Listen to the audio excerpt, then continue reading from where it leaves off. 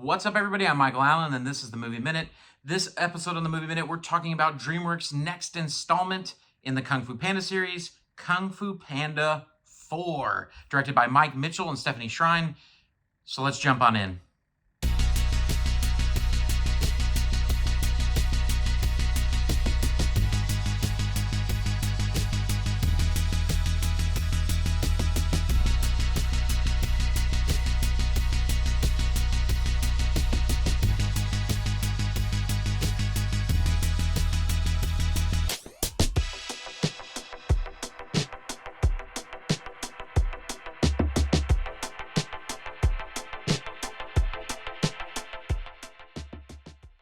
All right, so let's talk about Kung Fu Panda 4.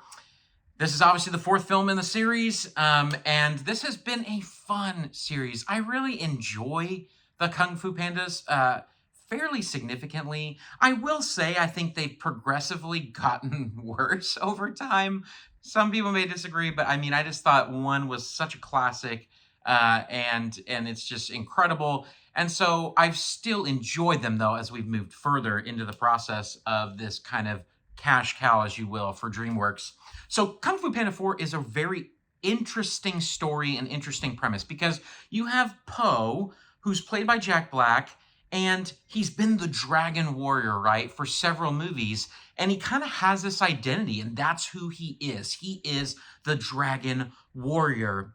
But then Master Shifu comes in, who's kind of been his guide, right, through this entire series. He comes in and says, hey, it's time to stop being the Dragon Warrior and time to be the spiritual leader for the valley. And so Po is set with this identity crisis, essentially, of finding out, can I be the spiritual leader? And maybe some hesitancy in that, or even some active pushback. And so that is where the film finds itself in terms of Po's journey. And I won't say much else because I don't want to spoil it for you. So let's jump in and talk about a few of the things that I liked. So first off, as I was watching the film, I could definitely hear, right? I'm like, there are some absolute amazing actors voicing these characters.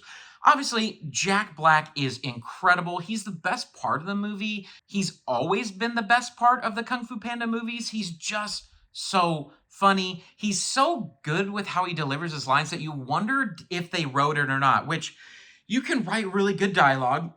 And I think you could kind of tell in the film where maybe Jack Black was going off book a little bit, and it was amazing. He's just so good. He has so many great moments in this film where it's just quintessential Jack Black being who he is. If I were to pick any celebrity to be a friend and actually hang out with them often, it would be Jack Black. You know it would be so fun hanging out with Jack Black. I mean, drop in the comments if you would be Jack Black's best friend if he hung out with you all the time. It'd be a no-brainer in my book. So there were some really great performances. Obviously, Dustin Hoffman is always so good. His deadpan delivery in this with this character of Shifu is so enjoyable. I really enjoy that character. Hoffman has been so good at it. Some newcomers to the series as well with Viola Davis. Viola Davis is always incredible, and so she brings something great to the Chameleon.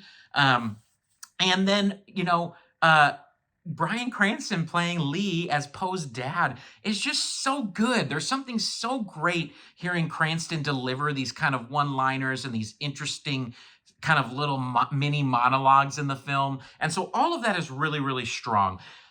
Second of all, obviously, the animation is gorgeous. It's always been a beautiful world. The world that they have made for Kung Fu Panda has been gorgeous.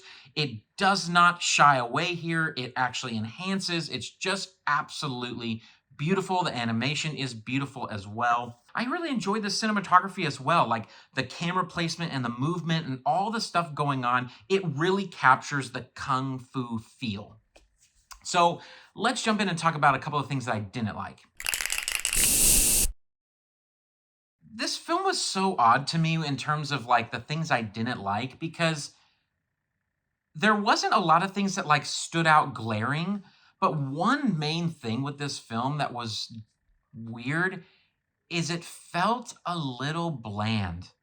It just felt like they weren't really trying super hard to do anything really amazing in the film. The script wasn't bad, but it wasn't good. It was fairly medium and lackluster. I think that there could have been some better things in it. I also thought that the film in general just felt like I'd seen it before, but I haven't.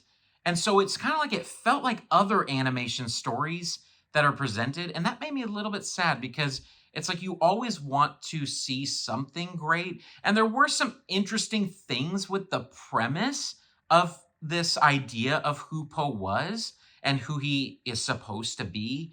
But I just don't think they really capitalized on it well. And that made me a little bit bummed. So let's talk about badges and ratings. From an entertainment standpoint, this was pretty entertaining. I think specifically from a kids and family entertainment factor, your kids are going to love this film just like they love all the Kung Fu Pandas. And so this movie's made for kids. It really is. There's movies that are like made for kids, but also intended to entertain adults. There are adult animated movies that kids can appreciate. This is absolutely more on the side of like, it's a kid's movie that adults can kind of laugh and chuckle at a few times. And that's kind of the niche that it falls into. So entertainment rating wise, I'd probably give it like a 7 out of 10. Yeah, I mean, it's fairly entertaining. I mean, from a critic standpoint, other than the script being kind of lackluster and a little bit bland, overall everything really delivers, especially the voice acting. I think that really lifted it a lot, and so I'd give it an 8 out of 10 for critics rating. As much as I'd love to say, go rush to the theater to see this, I actually don't think it's necessarily worth a theater price tag. So I give it a couch potato. This film is perfectly good to stream at home. I think if you're looking for a family movie to take your family to, you could possibly go see this film, but I just think with theater prices going up and being so expensive nowadays, like taking your family of 2 or 3 to the theater now is like going to be $60, right? And that doesn't include if you're going to buy drinks and snacks or whatever. So overall, Kung Fu Panda highlights, voice acting, beautiful world again. Lowlights, just kind of a mundane, a little bit bland script and story that just wasn't fully realized. So it made me a little bit sad. Do me a huge favor. Tell me, what is your favorite Kung Fu Panda movie? I would love to hear which one of the 4 is your favorite. If you like this review, hit that like button, hit that subscribe. I'm on my way to 500 subscribers and would love for you to join this community with me. And until next time, everybody, peace out.